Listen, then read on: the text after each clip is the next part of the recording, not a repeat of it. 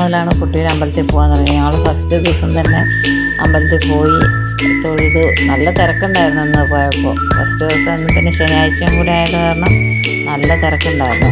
ഞങ്ങൾ പോയി തൊഴുതിറങ്ങി. പിന്നെ കടകളും അങ്ങനെ കാര്യങ്ങളൊന്നും വന്നില്ല, തുടക്കമായതുകൊണ്ടാണെന്ന് തോന്നുന്നു. ഇനിയിപ്പോൾ കടകളൊക്കെ വന്നുകൊണ്ടിരിക്കും.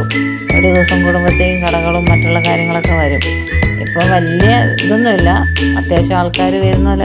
കൂടുതലും കേരളത്തിൽ നിന്നുള്ള ആൾക്കാരെക്കാളും കൂടുതൽ അവിടെ ഞങ്ങൾ ചെന്നൊക്കെ കണ്ടത് തമിഴ്നാട്ടിൽ നിന്നുള്ള ആൾക്കാരാണ്, കർണാടകത്തിൽ നിന്നുള്ള ആൾക്കാരാണ്. നല്ല തിരക്കായിരുന്നു, അത്യാവശ്യം നല്ല തിരക്കുണ്ടായിരുന്നു. മക്കളെ കൊണ്ടൊക്കെ പോകുമ്പോൾ നല്ലൊരു ശ്രദ്ധിക്കണം. പിന്നെ വെള്ളം കുറവാണ്, മഴയില്ലാത്തതുകൊണ്ട് വെള്ളമൊന്നുമില്ല, അതുകൊണ്ട് സുഖമായിട്ട് നടന്ന് വരാനൊക്കെ പറ്റി. നല്ലപോലെ ആളുകളൊക്കെ ഉണ്ട്.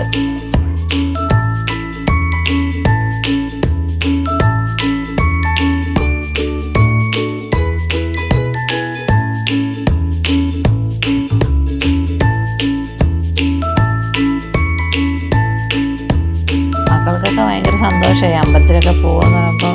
ഇത് പെങ്ങളുടെ മോനാണ് കൂടെയുള്ളത്, ഇത് പെങ്ങളാണ്. അവളൊന്നും അധികം വീഡിയോയ്ക്ക് പോസ്റ്റ് ചെയ്യുന്നുണ്ട്. ഞാൻ അവൾ അങ്ങോട്ടും ഇങ്ങോട്ടും ശ്രദ്ധിച്ചു തന്നപ്പോൾ ഞാൻ പിടിച്ചതാണ്.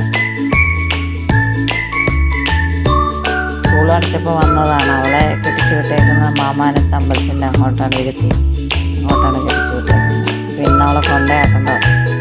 അപ്പോൾ അവൾ പറഞ്ഞ് രാവിലെ ഒന്ന് അമ്പലത്തിൽ പോയി, പിന്നെ പോയിട്ട് സ്കൂൾ തുറക്കുന്നതുകൊണ്ട് വരാൻ പറ്റത്തില്ലല്ലോ എന്ന് പറഞ്ഞിട്ട് അങ്ങനെ അവളെയും കൊണ്ട് രാവിലെ പോയി.